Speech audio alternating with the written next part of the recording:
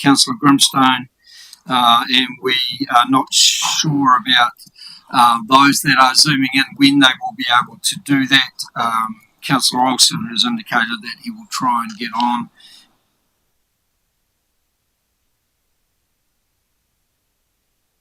Councillor Boyle, but assume that he will be trying to zoom in as well. So I'll just move those apologies be accepted. Seconded by Councillor Deputy Mayor Allen. All those in favour? We have no late items. Any declarations of interest? There being none, thank you.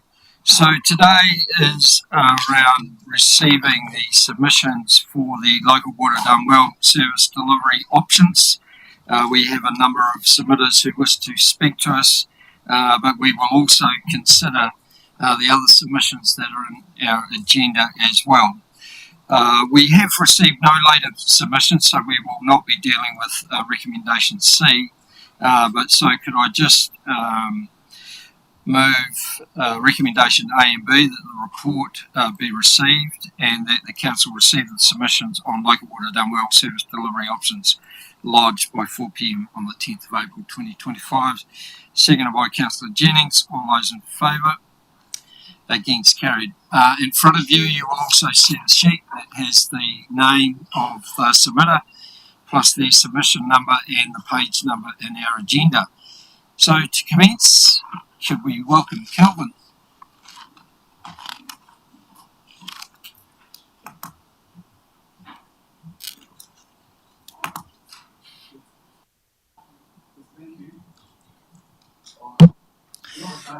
Just reminding everybody, Kelvin, that and those that are waiting to submit, we've allowed 5 minutes each.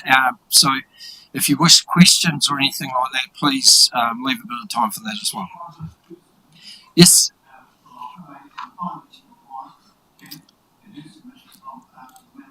History Trust. Right. But and I must apologise. I'm not as well organised by any means as my wife is, and so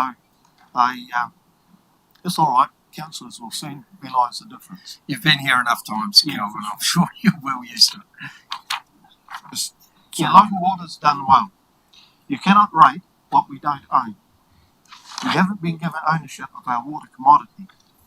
Both customary and common rights lay with the whenua iwi, a tātou, not just ratepayers. So those persons who are expecting to pay rates, you cannot rate what we don't actually own. So the ownership of our waters and our local bodies must be vested in either the source of where the ratepayers, where the rate expectation is coming from. The authoritative licence is given to local bodies to rate with council redress on a 3-year turnaround.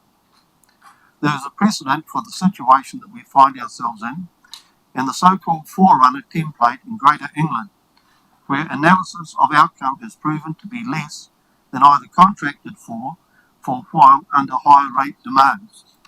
And it is proven, and it is part of the BBC information package at the moment, that they've had to reform some of the legislation on the basis of making the rate demands and put in a statutory 3-year imprisonment term for those to be held responsible for the outcome. And what is proven to be fact of the 4 water bodies that have been formed is on the basis that more monies from government has been put into each of those water bodies and the rates are higher, but there is no proven record of any improvement in the quality of water standards or the services given. And so to come to light with a statutory 3-year prison term in the light of falling short of those services is virtually, it's a very bad outcome and a very bad forerunner and a very bad template for what we are going into. In fact, the system has a commission looking at the failures to provide water rather than its successes. Water bodies have been found wanting. Now, public funding released into the water industry and water bodies have put profit ahead of environmental outcomes and accountability. Put accountability and statutory legal comeback, e.g. criminal charges for those responsible for neglect, it has become a cash cow for investors. We have experienced historically when regional council rates were separated from district council rates. Of necessity, the administration structure had to be duplicated. It is proposed that a separate water body be brought into being as an authority to rate, charged with the responsibility of provision of water supply, agricultural usage, re-irrigation, stormwater shedding, and wastewater removal, all culminating in river flow. This brings about the huge administration costs, supposed to be outside regional and district council. The ownership of water supply and stormwater has yet to be reasoned out, with provision and maintenance thereof to be charged back to the user or ratepayer. In haste to bring about the changes before new consents come into operation for the next 30 years, there is no clarification of redress as to the operational boundaries. Can I allow that, please, to be the submission for myself and my wife? And the next submission, of course, is from the Horowhenua District Trust. Are there any questions on the first submission? Are there any questions for Kelvin in terms of that submission? Probably a couple of things, Kelvin, is that we're not rating water. We're not rating the actual water itself. We're rating the supply and the delivery of that and the way that it's treated Yes. In this process. It's not about actually rating water. Yes. Also, this will be one of the most regulated service delivery processes that we will have in this country, with Department of Internal Affairs, Te Maro ROI and the Commerce Commission all playing a part in the regulation of this delivery of this service. While it might be taken out a little bit out of council itself's responsibility, those organisations will be keeping a very close watch on the delivery of that service. In humbleness, Mr. Chairman, I would reply that previously there was into the Mighty River Power schemes, and ultimately before before the consent could be given, there had to be an ownership of the actual water and river flow, and it was granted to Mighty River Power as the owners of the water. Interesting. Because my understanding is Te Maro ROI say that no one owns the water as such. Well, historically that's how it has been, is for everyone's usage. Yeah, both with iwi commendation and with common and with customary rights. That's exactly the where water should lay as well. Okay. Stay. Let's not get into that discussion. No. We could be here all day. So are you there going to then speak on behalf of Catherine and the... If that's all right, please. Yeah. Horowhenua District Trust. We choose option 3 and the status quo. The Horowhenua River has common and customary rights of usage. It affords common rights of food gathering and has geographic habitat for all native and indigenous species coming under the Wildlife Act 53 and the Consultation Act. Public insistence should always set the bar, rather than imposition by a water body acting on an independent corporate behaviour. Redress for responsibility of operations or on any decision needs to be set within the apparent parameters of a national legislation. And that national legislation, sir, we will say is the Wildlife and 53 and the geographic habitat of all native and indigenous species coming under that Wildlife Act and Conservation Act. Yeah, thank you. I think that's it. Yeah.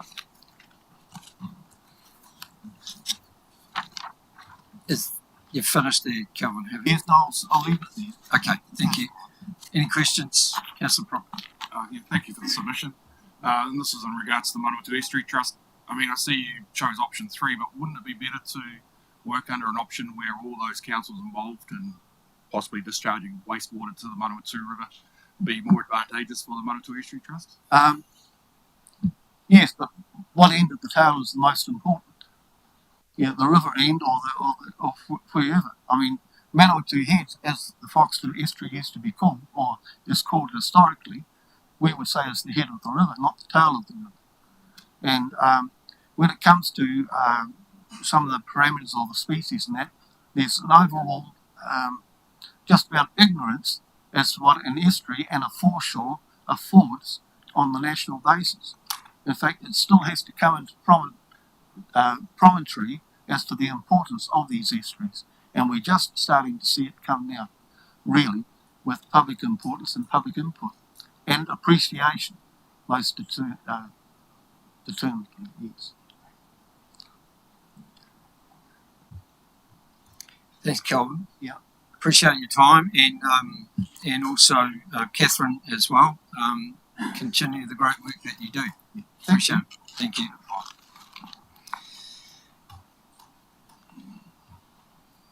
Right, could I welcome Garth Flores, please? Submission number 25 on page number 44 of your agenda. Welcome, Garth.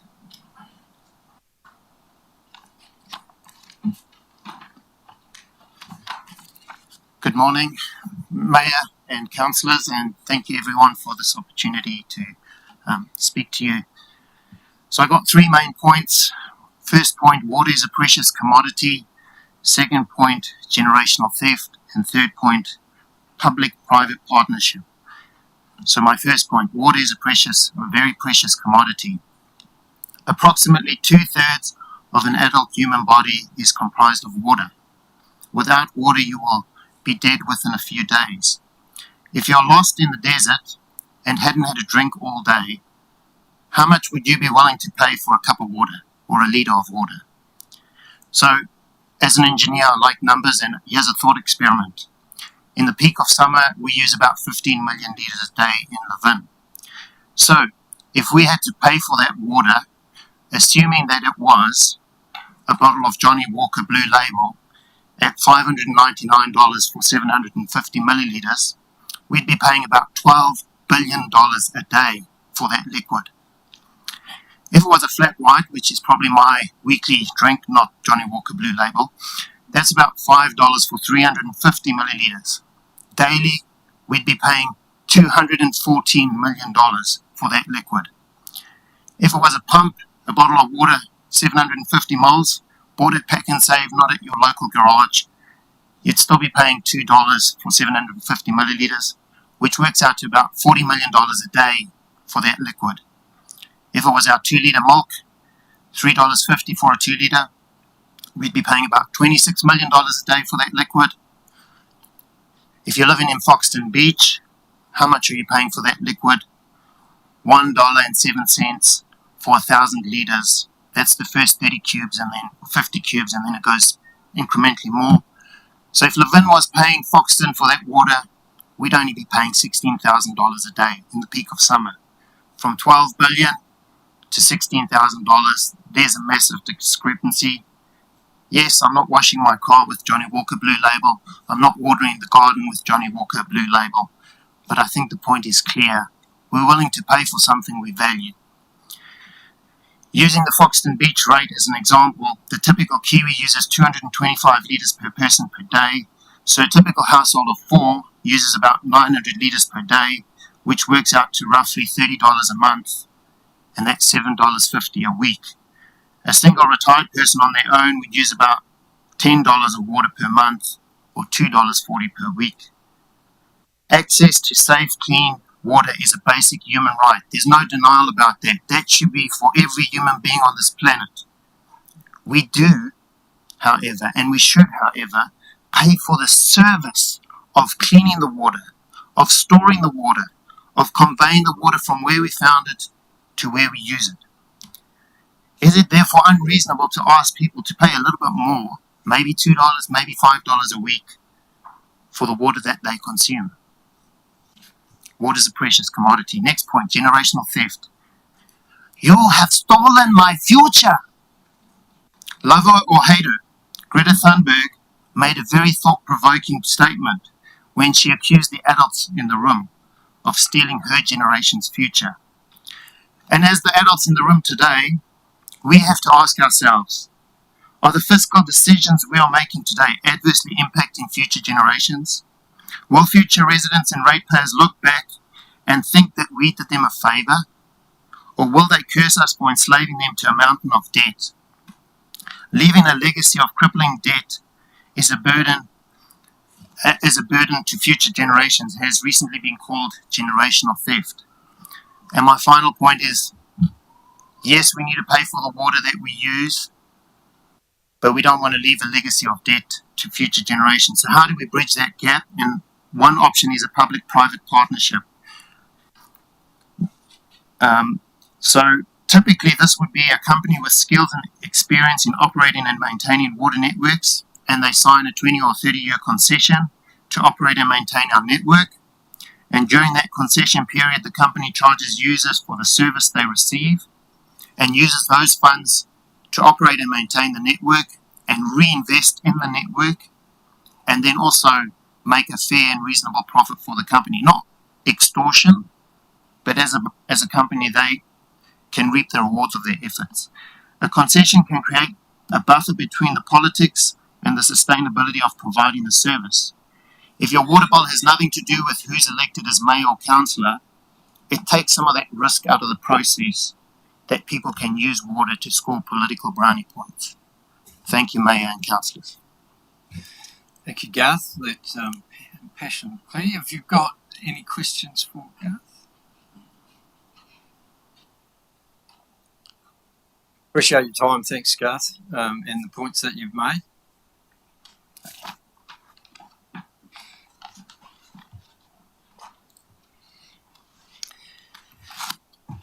The next submitter is Charles Rudd, which is submission number 55 on page 187.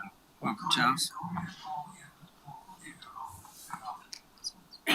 Takere mai te asa kore I te mami, tēnā aro te kao te Māori ora.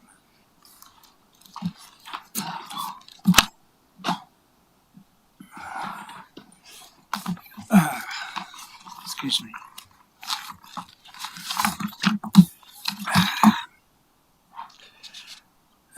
Ngā mihi katoa, kia ora koutou, Māori ora. Subject matter, speaking right. Reference who delivers local water services. Water is the most precious resource on earth. Water is the circle of life. The key categories to this is protecting our biodiversity, caring for our waters, managing our waste, improving our air quality, protecting our coasts and oceans. Problems are created by causal effects because of looking at water through different eyes.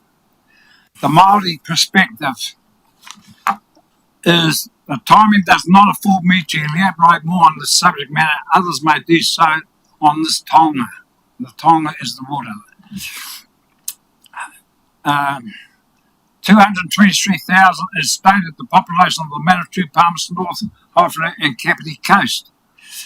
37,500 is the stated population of Horowhenua, which is 1/5 of the 223,000 or thereabouts.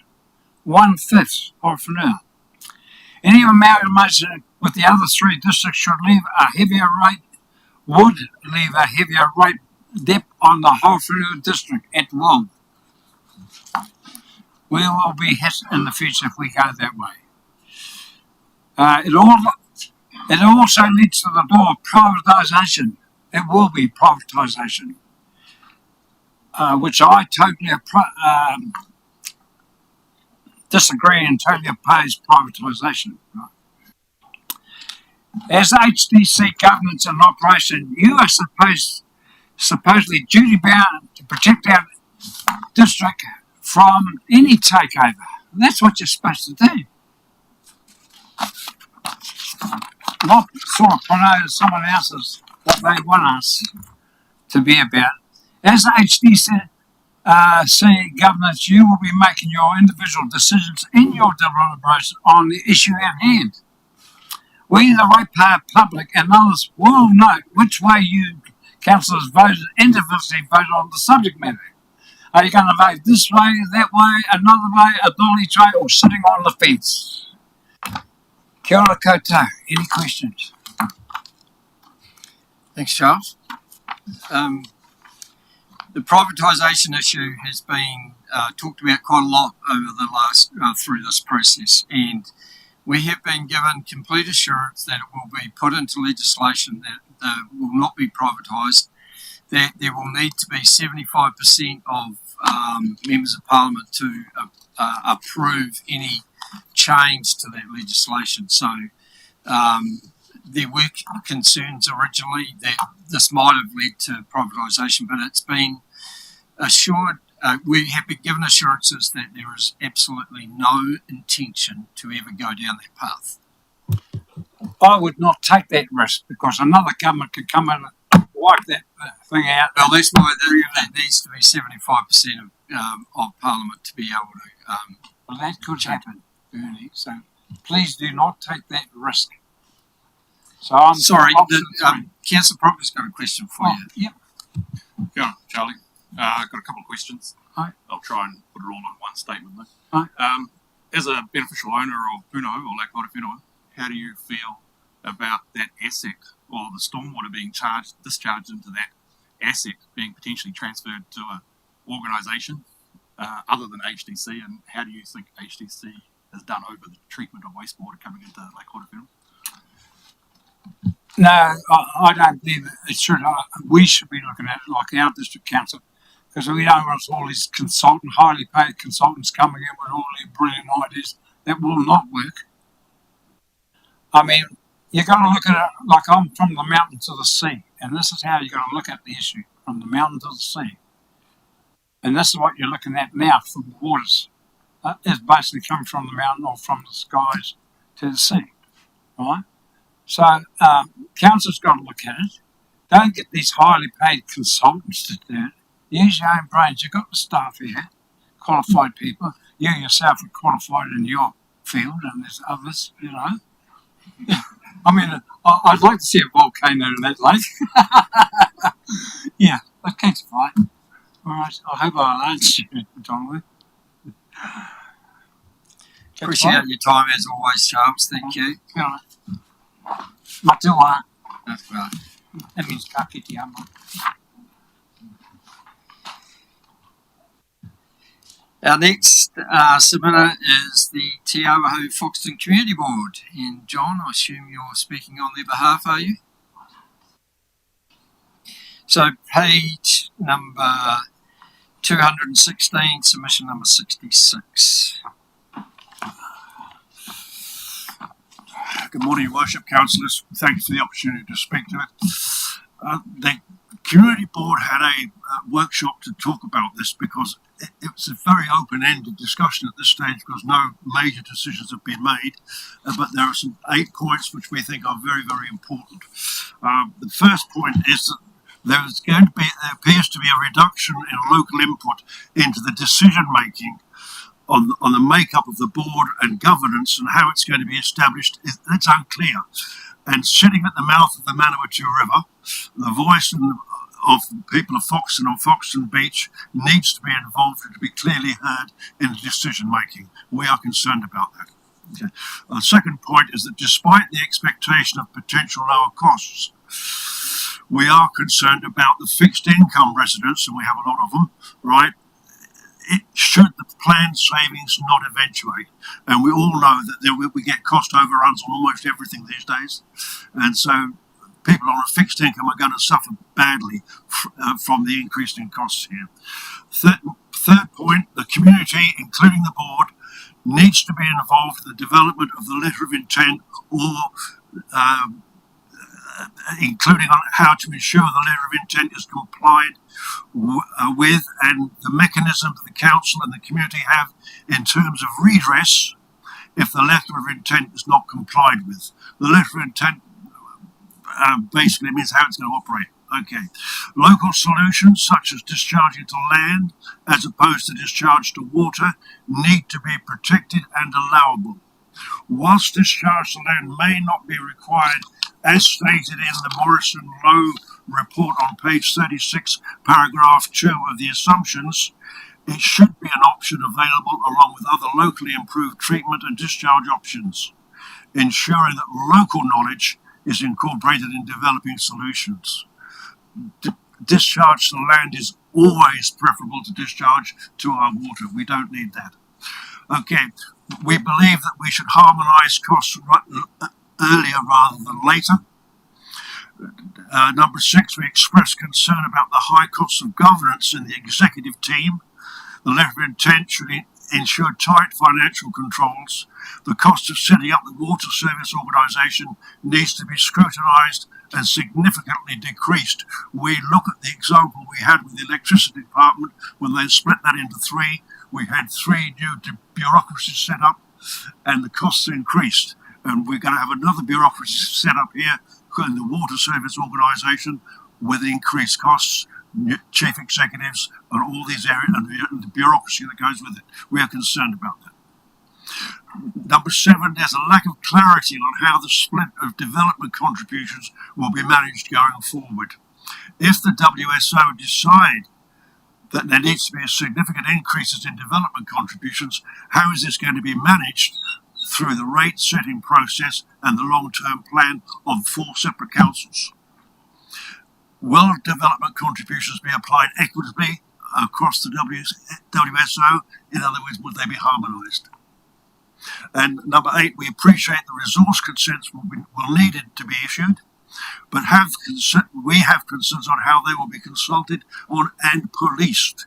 What obligation will there be to the WSO to publicly consult on resource consent applications? And again, how will they be policed? Because the policing of resource consents at the moment leaves a lot to be desired.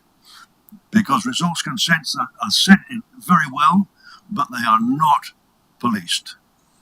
Those are the points. I'm succinct, short of time. I don't want to get too carried away, but there are lots of things to talk about from the governance aspect of it as well. Thank you, John.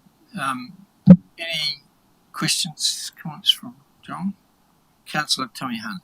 Thanks. Thank you, John.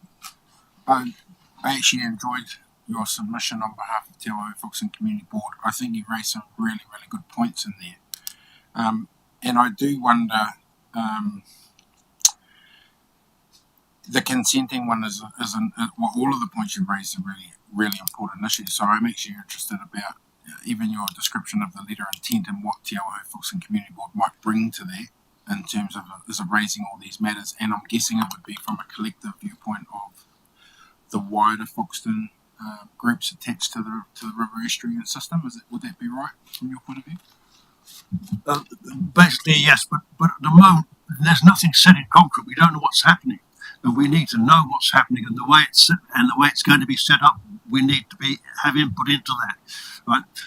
We have a problem, right? We have a very small population, and we want first world facilities, and they have to be paid for in somehow. And I appreciate that, but whether the WSO is the right way to go, and whether the amalgamation of the councils is the right way to go, we don't know at this stage, because you look at what's happened in the UK, they've got problems there, right? And they've got problems in the way they set it up. They're bringing in all sorts of clauses now, including jail terms for non-contribution. Can I just ask this quick subsequent?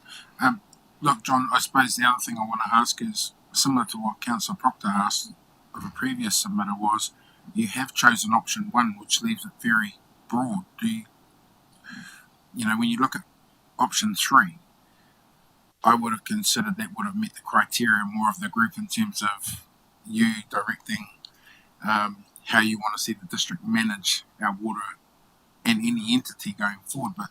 But you've gone option 1, which intrigues me because some of the evidence you've provided actually contradicts. I feel like there's a can of worms behind that option 1 when you very clearly articulated so many concerns, very good concerns.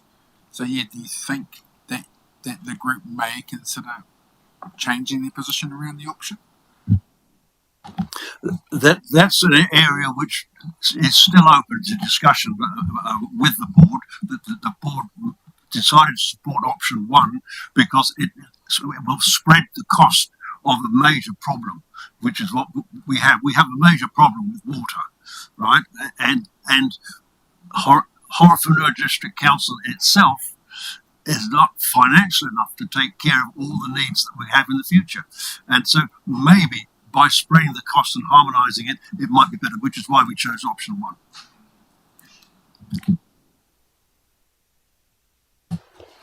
Thanks, John. Look, just acknowledge the considered and measured submission, the fact that you've raised a number of concerns that we are also very much aware of and taking into consideration, especially when we're operating in a landscape which we don't know what exactly that landscape looks like.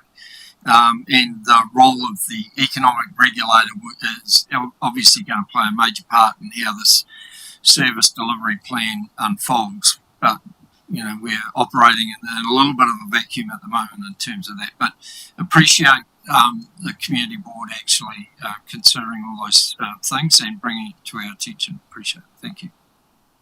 I'd just like to emphasise leverage and terms of reference are paramount importance because everything that happens is based on the terms of reference, and we'd like to see those. Thank you.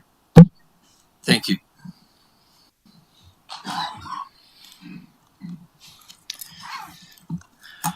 Okay, our next presenter is Daniel O'Connell, and his submission is number 56 on page 193.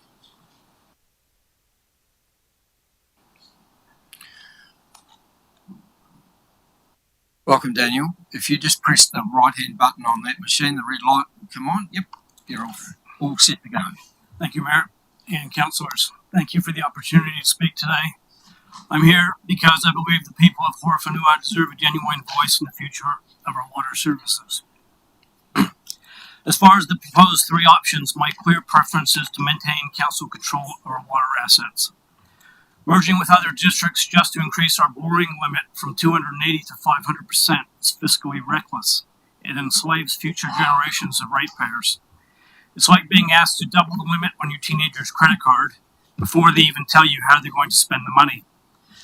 The consultation documents provided no detailed spending plan or any proposed new water services organization. That alone should raise serious red flags. If you hand control to a third-party water entity, this could be the last time our community is ever consulted on our water infrastructure or how our money is spent as a community. That may sound dramatic, but it's the reality. Once the decision is made, the ability for local ratepayers to have a real say will be gone permanently. We need to seriously reassess how council delivers water services and rethink what our 3 water infrastructure should look like for the future. Building bigger, more expensive versions of the same old systems is not sustainable. They are not cost effective and they fail to deliver real environmental benefits. Ratepayers must be part of this conversation, and their voice and their right to vote or have a public referendum is the only true guarantee that their voice will be heard.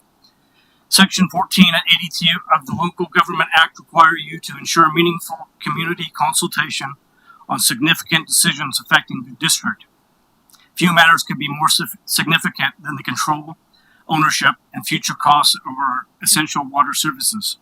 For this reason, I submit that council should conduct a binding public referendum, or at a minimum, a formal public poll to allow the community's voice to be heard before any final decision is made. A referendum is an enhanced and lawful form of consultation, fully consistent with your legal duties.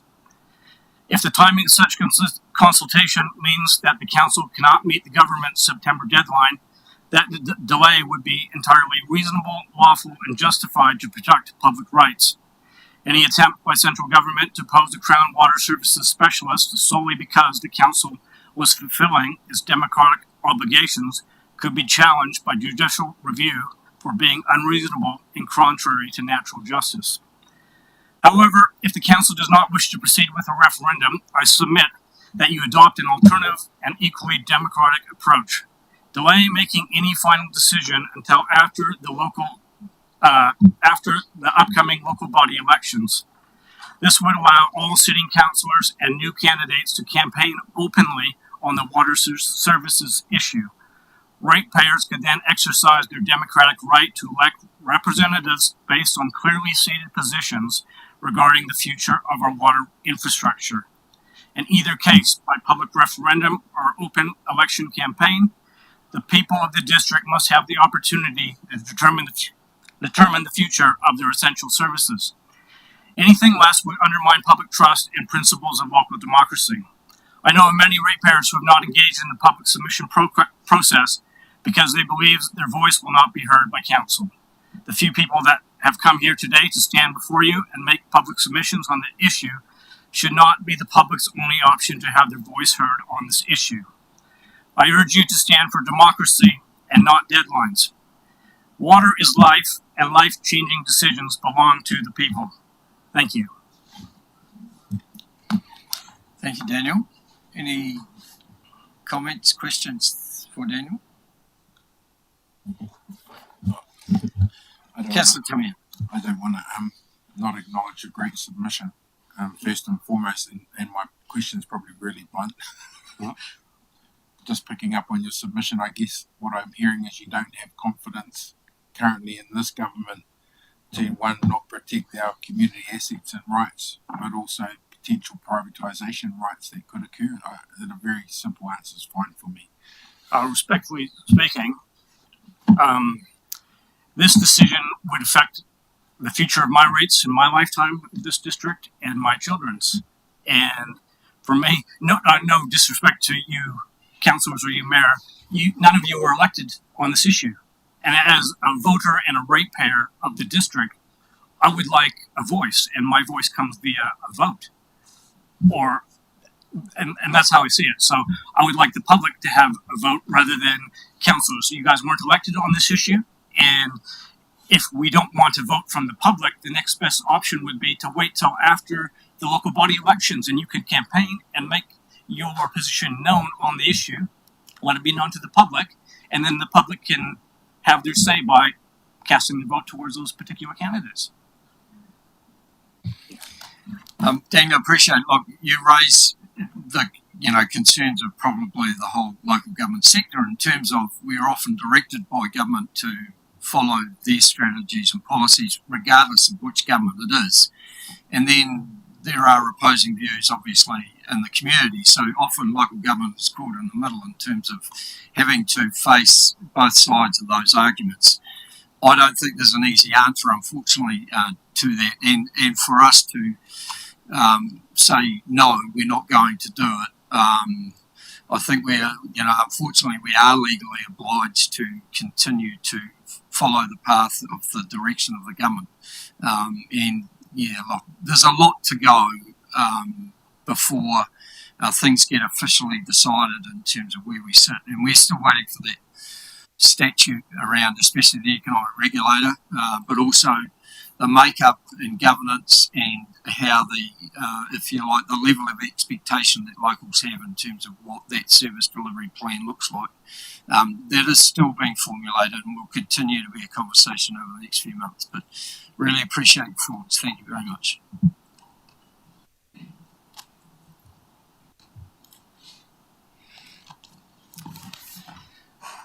All right, our next submitter is David Roach, submission number 83 on page 260.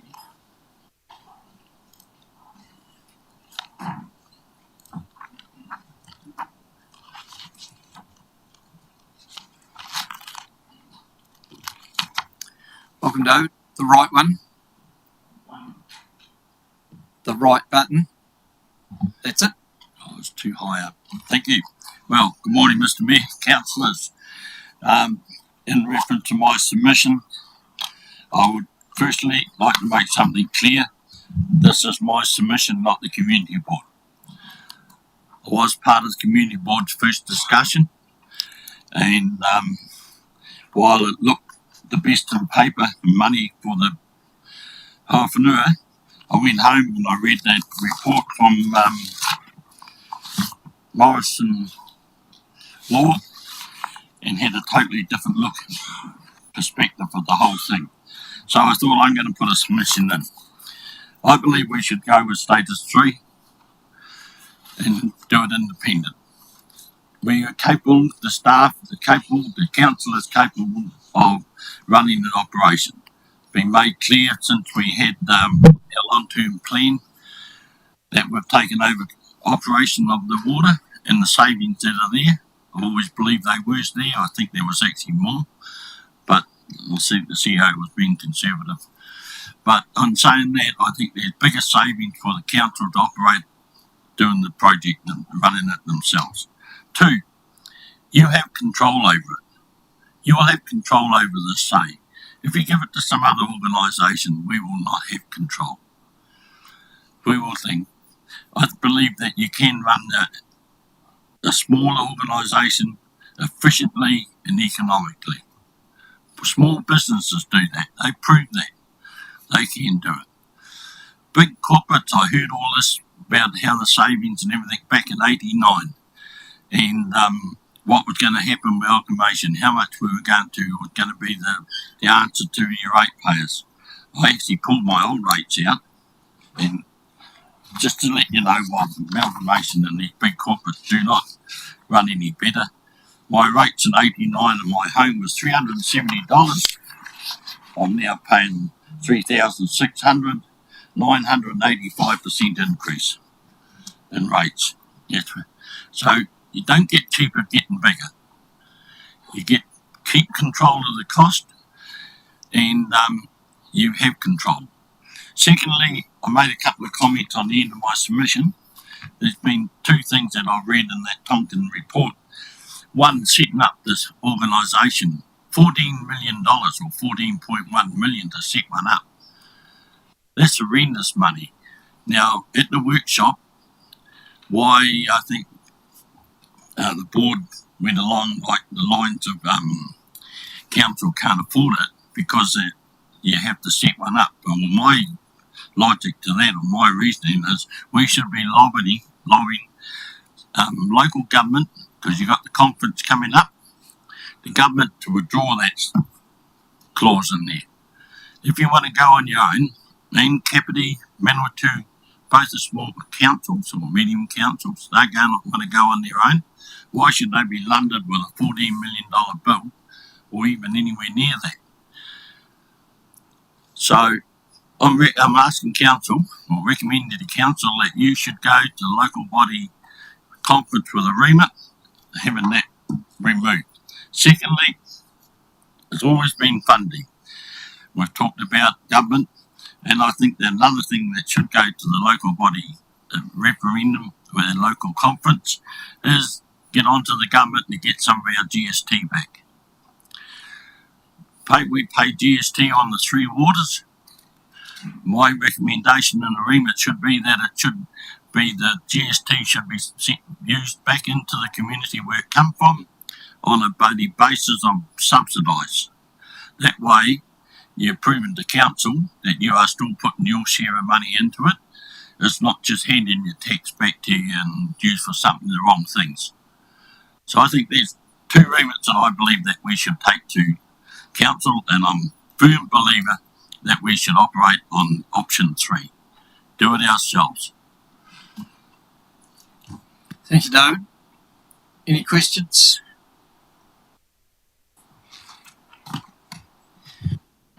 David, I don't think there's any disagreement with you that we could operationally run a water services delivery within the organisation without any doubt whatsoever.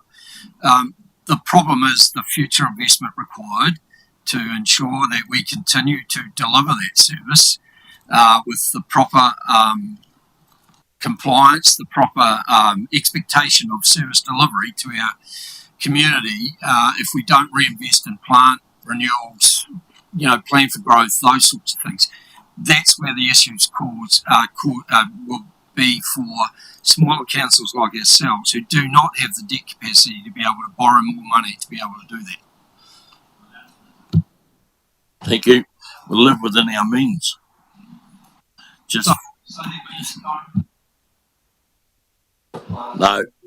No, within your means that you still budget for them.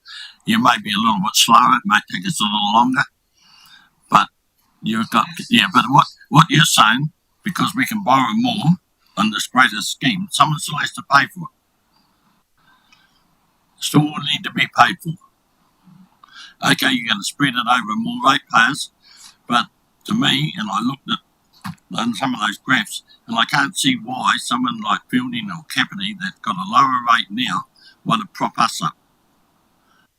Then Well, that's not the plan. No.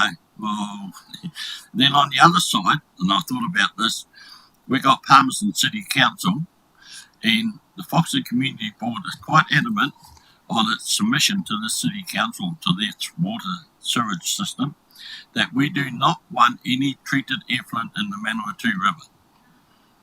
We want land-based, and if they can't put land, go to the land, then we want potable water to go into the river. Now, council have never admitted that. They keep saying that there will be the highest treated water, but that's nobody knows what their determination is between what is the highest and what is potable. So if we pair up with Palmerston City, we're actually condemning ourselves to another bill as well, because we set a high standard, and that's what we want, as the bottom end of the river, with river users. So we're talking Palmerston to spend more money, and we're going to share the bill. Look after ourselves. I believe you can. Thank you, David. Appreciate it. I'd like to discuss, if I can. Look, David, I really appreciate your submission, and I also appreciate your explanations. And I think what probably captured my attention was, the comment, live within your means. Do you think you could describe a little bit more what that could look like for us, given our current trajectory? Does that, is that a slowdown of some of the bigger projects perhaps this council are committing to? Is it a reprioritisation? Just from, you've been around this place a long time. You must have some ideas about where we can find those district savings to keep it in our district. Yeah, I'm not saying don't do anything. You've got to do it. That's how one of the core businesses of council, Three Waters, is a core business. Yeah, for too long we have deferred our renewals and our depreciation. Maybe we'll put that money into things that shouldn't, are not as priority as water. We must nearly now possibly look at where our priorities do lay. And yes, maybe look at them further out, but they're still going to be all within the time frame or the picture. But I don't see any hassle whether you get it done this year or whether you rate on it. I don't know. There is complication within council and rating. You can put money forward for projects, or whether you're not. I didn't think you were, but that's a way of putting money that we got a bigger project coming up instead of leaving it till the last minute and then it's a big money loan to go on it. But I honestly think you sit down, you have a high look, because I do not support this big organisation, because I cannot see that being any savings. And there's nothing, and I think the speaker before me made it quite clear there is no guarantee what it's going to be like. It's all well and good, but I just showed you there what has happened with amalgamation, and that whether we have saved or not saved, but it hadn't showed up on paper that was saved. Simple as that. Yep. Thank you. Thank you, David.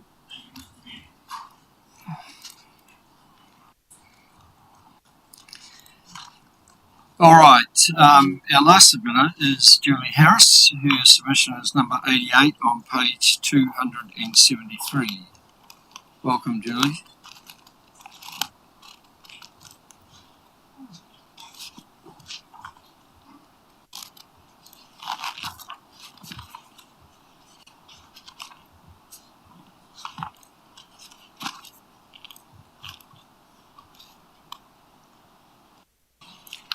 So the button on the right in front of you, Julie, that's it.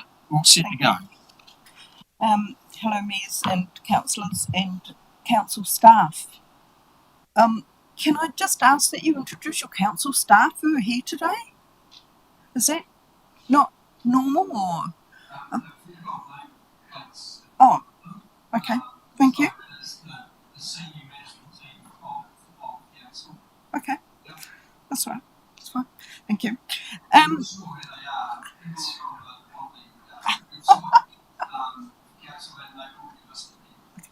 Thank you. As you can see, my submission is part of my dealings with council and trying to get information from council about this water thing. And I've lived in Levin for over 40 years now, and I've never heard the water being discussed like it is now, so I'm really happy. So when there was discussion about the subdivision on Queen Street East and other subdivisions in the area, the response from the council was that there was plenty of water and the water system was upgraded to cope with the new connections. And at the time, it was pointed out that in dry summers, we currently had water restrictions, and there would be no water restrictions in the future. No, we have plenty of water. So when reading the community connections, it comes up, relax. You pay for 91,000 litres of treated drinking water every 3 months through your rates. If you live in Levin, Foxton, Tokomaru, Foxton Beach has a different charging system, and I don't know what it is, but 1,000 litres a day. And I just then queried, do you know that in Melbourne, Australia, the average residential water usage per person is around 161 to 164 litres per day, and the target for water usage is 150 litres per person today. So I send an email to you people asking for more information, and it takes a wee while to get a reply. But my question really was, when we go into level 1, 2 or 3, how much water are you asking for each connection to be, each daily connection to be? And the reply was roughly, well, we don't really know. What did you say to me? Yes, you are correct. We allocate 1,000 litres per day per household. If we go into any water conservation or restrictions, level 1, 2 or 3, you are still allocated the 1,000 litres per day. So, and as a rough guideline, a household would generally use around 500 litres per day, depending on the number of persons. And then further on in the email I get is, as for the water usage by area, this can be discussed and information be provided. And we do ask what this information is to be used for prior. So my question to you is when you have someone who is in the water department here, and there is this water consultation coming up, that they're asking me for what am I going to be using the information for? And I, as a ratepayer, I query that. Why isn't information more forthcoming? What are you hiding? Where's the transparency in it all? Then we go on.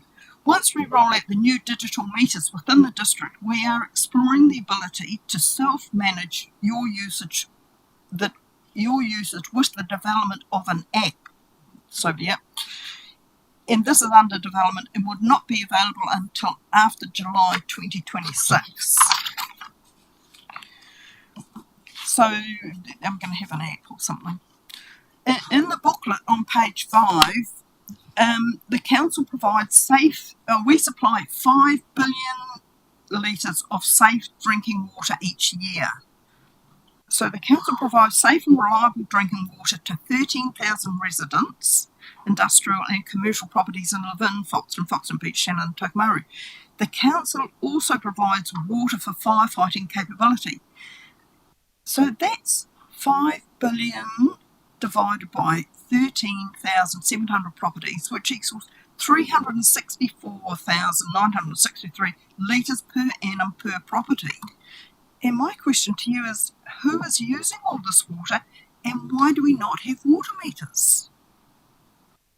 I have a water meter at my property, which I thought I did, which was put in many years ago, but the plumber now tells me I can't read it, which must have been installed at least over 10 years ago, and to the best of my knowledge, I've never been told how much water I use. If the council knew that they were going to come unstuck with the water finances, why weren't they proactive doing something about it years ago? And why, now that the council are forced to do something, want Kapiti, Manawatu and Manawatu to pick up the costs and subsidise both the Horowhenua and, to a larger degree, Palmerston North City Council in a big way? I have to say that as a ratepayer, I feel that I've been led up the garden path, and I support option 3 for the water to remain in-house. Yes, I know the council will be broke, but so be it. It is about time to realise that we cannot have all the niceties and to go back to the basics. I tell you what, I went and had a look at, this is Horowhenua, Palmerston, Kapiti and Manawatu. And I noticed that Manawatu do not want to join with anyone else. They want to go in-house. Kapiti, they don't want to go with anyone else. They want to go in-house. Palmerston North is an absolute disaster and an absolute money pit. So you wouldn't want to go in with them. So I look and think we can go it alone. Thank you. Thanks, Julie. Look, just a couple of quick comments. We're not hiding anything. That's pretty much why you've got a document like you have in front of you, and we're operating with as much information as we can give you, totally. In terms of usage, we are installing water meters. We're in that process. We're halfway through that process. They should all be installed over the next within the next calendar year. There will be, and we're talking about usage, household per person. There's some anomalies there in terms of looking at different levels of per person, per household, those sorts of things. And the Chief Executive would be more than happy to get one of the officers to talk with you if you're a little worried about anything in particular that you want to get some further clarification on. If you want to ring up and make an appointment, they'd be more than happy to sit down with you and talk you through it. Well, correct. So you're saying that within the next year, within the next 12 months, we will have water meters and the council will be charging on usage of water? Yeah, look, there's still quite a bit of work to be done in that space, but at the moment we've completed Shannon, we've completed Foxton, we're in Levin now installing water meters. There's the process and how that will work still needs to be a lot of discussion and conversation around how it will actually be worked. But at the moment, ratepayers who are on the water reticulation network in urban areas pay $500 a year, which is a targeted rate for every connection in the community. So currently they pay about $1.36 a day for the supply of their water. All right. So in Kapiti, where they put in water meters 10 years ago, I understand they don't have any water restrictions down there, and they pay for their own. And the money is ring fenced, and the money that they get in from the water is for all their pipes and things like that. So currently, there are users that pay water rates, like our commercial, industrial users. They pay water rates. In say Foxton Beach, they're allocated approximately 1,000 litres a day. If they go over that, then they pay for it. But they are given free that amount of water, and that hasn't changed anywhere across the district. You'll also be aware that when we talk about the future, we have put a consent in to build a reservoir over the back of Gladstone Road, where we will hopefully have enough storage so that we won't have any issues with water restrictions in the future. Okay, but you are intending those water meters are going to come in. They are being installed as we speak. Yeah, and so that each residential property will pay for the water that they use. No, they'll be given a certain allocation for nothing, or part of that $500 that they currently pay per year. Anything over that, then they will need to pay for it, yes. But that's still to be worked out, and we still... We've no decisions about how that will operate yet.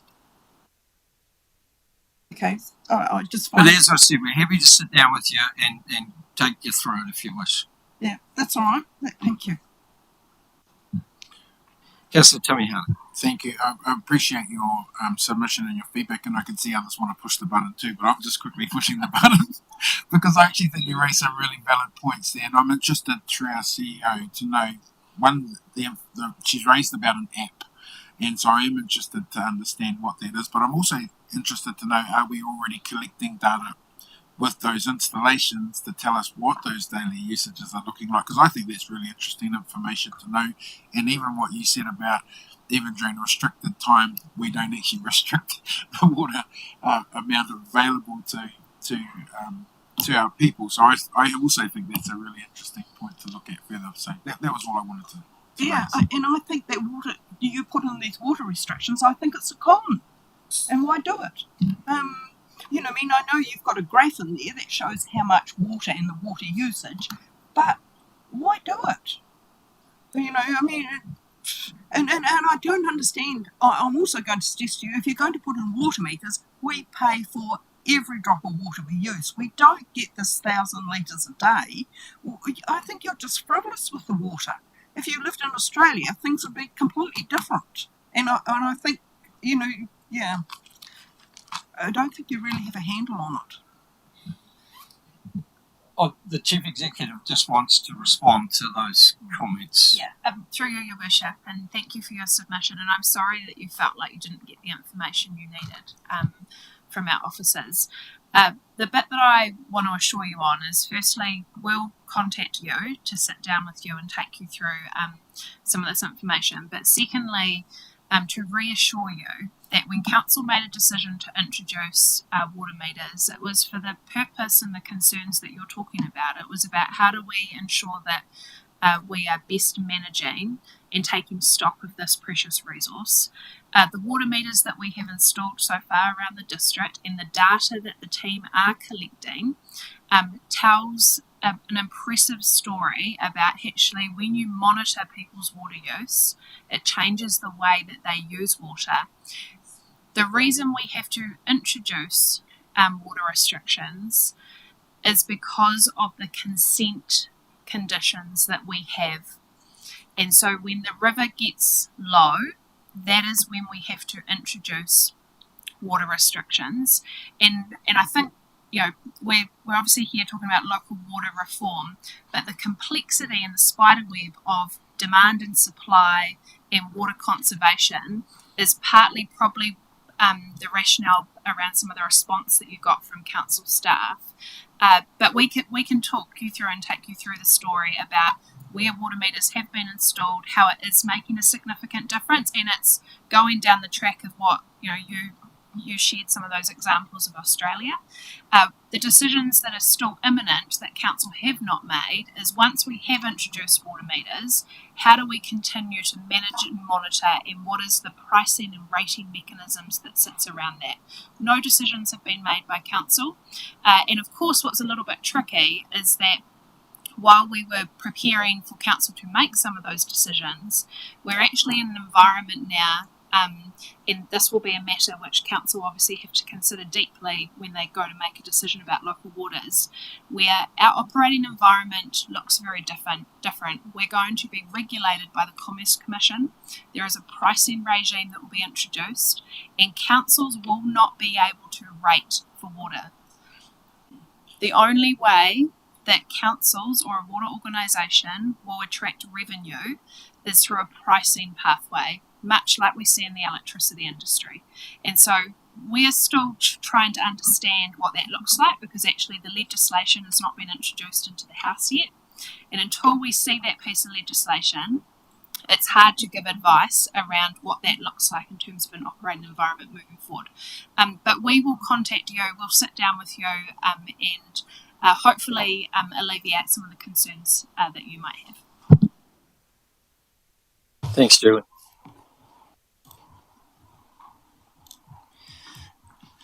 All right, councillors, that brings us to the end of those that wish to present to us regarding the submissions. I just want to now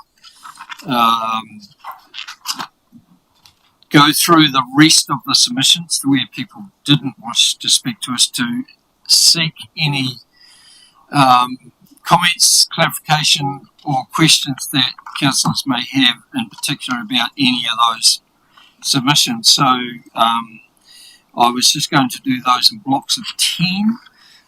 So any comments, questions around submissions 1 to 10 that councillors might have?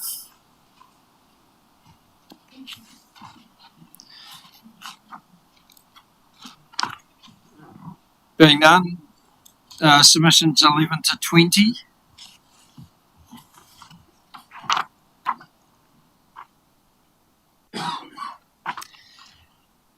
Submissions 21 to 30.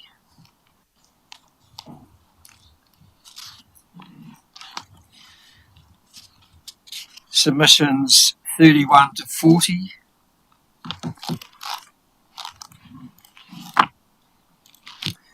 Submissions 41 to 50.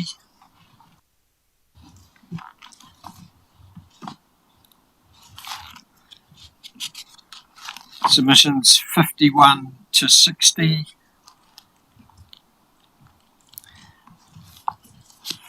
Submissions 61 to 70. Submissions 71 to 80. And submissions 81 to 93. Councillor Tamiha. Thanks, Mayor Wondon. Look, to be honest, I didn't know we were going to go through that particular process. I didn't take the time to note individual submitters or in blocks as such, but I did just take notes of ones that I did want to acknowledge from the entirety of it. So probably some broad comments to submitters about things I picked up on throughout those submissions, if that's appropriate. Kia ora. First and foremost, I really want to thank the submitters that have taken the time, firstly, to give their energy and their time to share in this important decision of council. And I think there's been some extremely well articulated and thought-provoking submissions that have come through. And I will also say that the way submissions received to me is how I read them, and what I'm going to say, what I mean by that is I appreciate people that give really good advice and feedback, but I don't take insults too well when I'm sitting here trying to do my best, like everyone else here, for our community. So that's really for future submitters, to show leadership when you're submitting to a place like this. I wanted to actually congratulate our iwi that submitted. I was quite surprised to see a submission that came from Ngāti Toa, Hapu of Ngāti Raukawa, Moakoko Tribal Authority, Ngāti Kauwhata, and Tāne Nui Arangitani o Manawatu.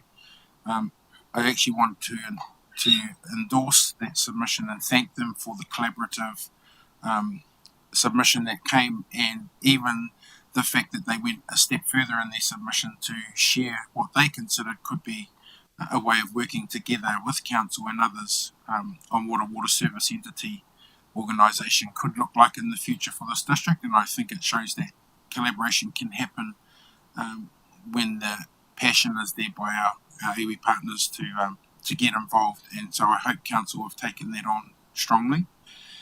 There were some really, really strong submitters, and I'm not going to name them, but the things that you shared with us, some of them I'll honestly say I hadn't considered. Even the future around potential WSOs amalgamating is something I'd never considered. I did at a point in time advocate that with the options we had in front of us, I considered whether there was other options to explore like-sized towns, districts and things that aren't necessarily on the peripheral of our district. And maybe that is something in time that may still be explored if we don't get to an option that's satisfactory to our community. And I also understand that our community are really reliant on us to hear them, see them, feel them, and advocate for them. And so I hope that we do take on board those wonderful ideas and concepts today to lobby our government and to lobby ourselves and our community actually to do the right thing.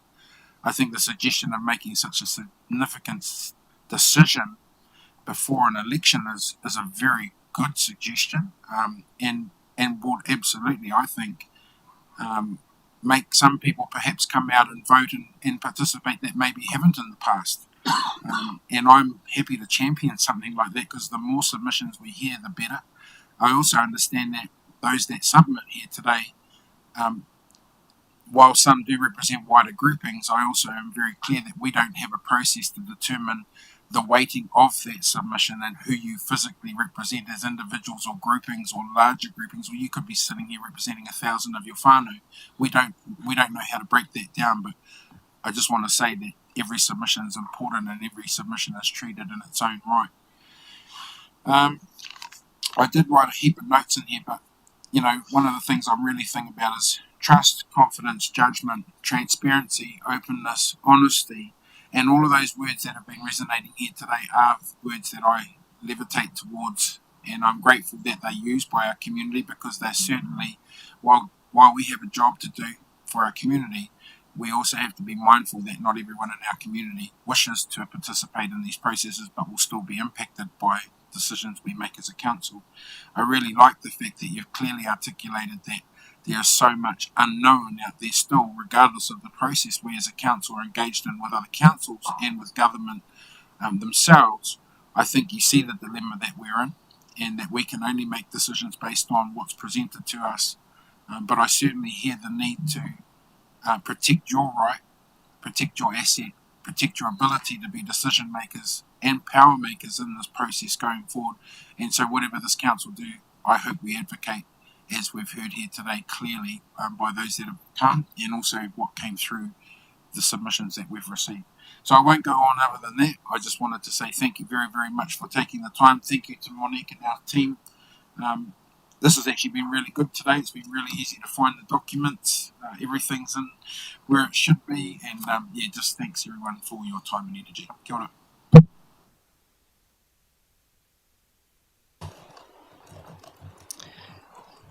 Thank you. Just going to now hand to the Chief Executive, who's probably needs to talk about next steps and what's going to happen post this. Thank you. Kia ora, thank you, Your Worship. So, councillors, you'll recall that we have slightly deferred the decision to allow time for more analysis, but also to ensure that we're creating a space for particularly Manawatu District Council and Kapiti Coast District Council to make their decisions first. We will hold an extraordinary council meeting on the 4th of June, and it's at that meeting that officers will present a report with analysis and recommendations around the decisions ahead of you. Between now and the 4th of June, I wanted to highlight two specific occasions where we are taking additional steps to provide elected members information about the implications of particular of economic regulation. So next Thursday we have the elected member hui in Palmerston North with elected members from not just the 4 councils, but including Rangatiki, Ruapehu and Wanganui District Council. And we have the Commerce Commission, Department of Internal Affairs and Castalia, who were independent advisors to the Minister through this process to present to elected members. The week prior to the agenda coming out on the 28th of May, so the 21st of May, our intention is to have Simpson Grierson here to speak to Council around, I suppose, the legal context we're operating in, and in particular, I suppose, the legalities of the decision making. We're on a really tight time frame from the 4th of June to then be in a position by early September where we're required by law to submit the Water Services Delivery Plan to the Minister. So by deferring the decision a couple of weeks, it does put some additional pressure on the Water Services Delivery Plan. And so what I would ask of elected members is that ahead of the decision on the 4th of June, knowing the agenda will be released on the 28th of May, we essentially have until the next 2 weeks to finalise our officer advice to councillors. If there are additional questions that elected members have, or if there is additional information you need to assist in your decision making process, I'd like to, with the Mayor's permission, open the floor to receive that now. Noting that there is extensive modelling, there's extensive information already available to you. This has obviously been a very lengthy process we've gone through, albeit at the same time feels rushed because of the deadlines that the government have put in place. But what I'm asking is advice from council on what additional information that you've not already received, or I've not signalled that you will receive, that you would like to see in the agenda for the 4th of June.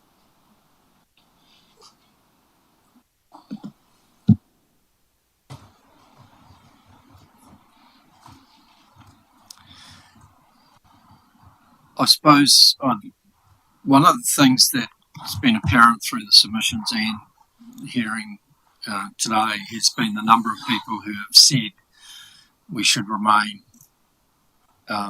with the status quo. And pretty much in our documentation it's said just we're financially constrained. That is going to be problematic, and that is probably not the best course of action. So I suppose I'm looking for a bit more justification in terms of why that is the case, rather than just we're being told it. Yeah. So understanding some of that reasoning as to why that is the case, because obviously there's a great deal of people out there who think that we should be able to continue to operate as we do now. Yeah, so what I'm hearing, Mayor Burney, is, and I saw nods around the table, councillors are keen to see some analysis around why under option 3 we wouldn't meet the financial sustainability test set out in the legislation, but maybe also some analysis around what would it take for us to meet that financial sustainability test, in terms of what would it mean for stopping levels of service or selling of assets in order to manage our borrowing limits. So we can provide that, and of course, next week elected members have the opportunity to hear more from the Commerce Commission about what economic regulation means and what the pricing pathway would be. Councillor Baker. Paint me a picture of what that actually, will simply look like if we do end up going alone. I'd like to see that, just so we actually know what it would mean. Not a big Bible of stuff, but just a basic. You want some high-level analysis about if we were to meet the FTO financial standard, what it would mean for rates increases, or what it would mean on stopping other levels of service. We can do something high level. What we can do and what we can't do if we do that sort of thing. Yeah, that'd be great. Yeah, and all I would signal to council is that we can do that based on what we know right now, but what we don't know is about what service benchmarking looks like or what rates capping looks like. So we can do some hypotheticals for you, but I can't promise the world in terms of that analysis. Yeah, just on that too, it's like one of the things of staying alone on our own is that we're also being asked to make kind of these decisions about going into other, delivery groupings with kind of blind, because the legislation's not. We haven't shown me the legislation. They're asking us to make these decisions with, we're not really going to tell you what it's going to all mean in the end until you've done it. So to me, that's kind of indicates there is some value in not getting involved if we don't have to. Could I glean from that, and also from some of the questions of an earlier submitter, that elected members would also like advice on what delaying a decision and requesting a Crown intervention might look like.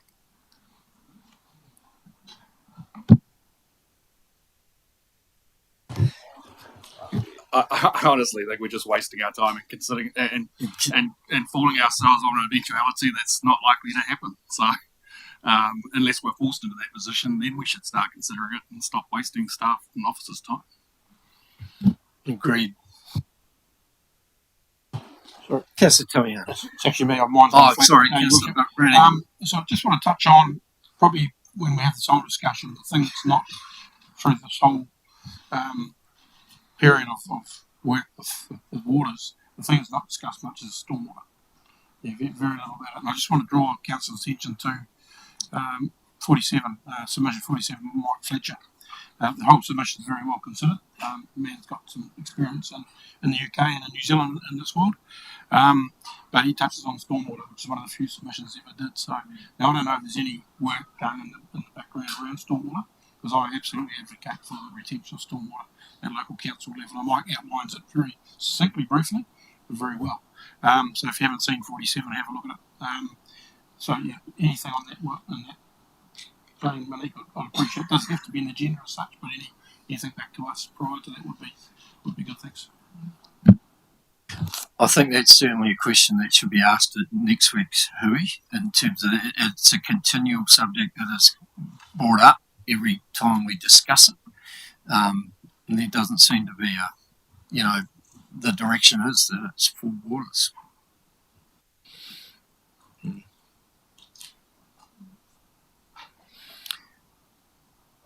Anything further?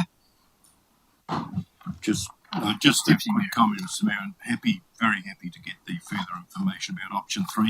But just again to place on record that while all bar one of those who came to speak today spoke in favour of option 3, overwhelmingly, which is what prompted your call for further information, I think it's important that we identify, for those who haven't had the chance in the public to read the order paper, that 65% of those submitters, 93 submitters in total, 63% supported one of the other two options, with 57% supporting option 1.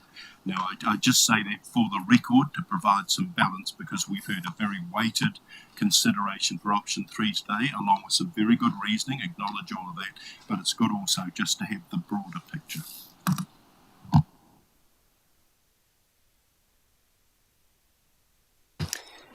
Thank you. So, as Chief Executive has outlined, we have until the 4th of June. Between then and now, councillors need to ensure that they are all over this topic, that they have read the submissions, continue to give feedback and find information that they so that they're in a position on the 4th of June to be able to make a decision, and noting the further information that is coming. But can I also stress the importance of being in a room where other councils are also views and things are being presented, so that there is the wider picture of what might be in front of us, both as a CCO or going alone, whatever it is, so that you understand where others are coming from. Continue to seek that information, ask questions, and continue to discuss it with members of the public as well.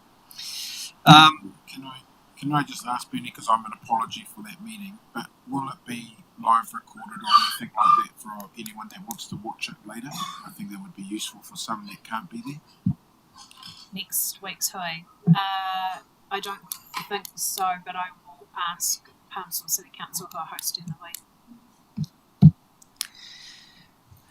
All right, once again, thank you to all those submitters that were present today. Appreciate the time that you've given to be here, and all those others that also took the time to make a submission on this topic, which is very serious and going to be a generational decision that this council will make in the future. So thank you all for your attendance, and if we could just finish our meeting with our normal closing karakia. Thank you.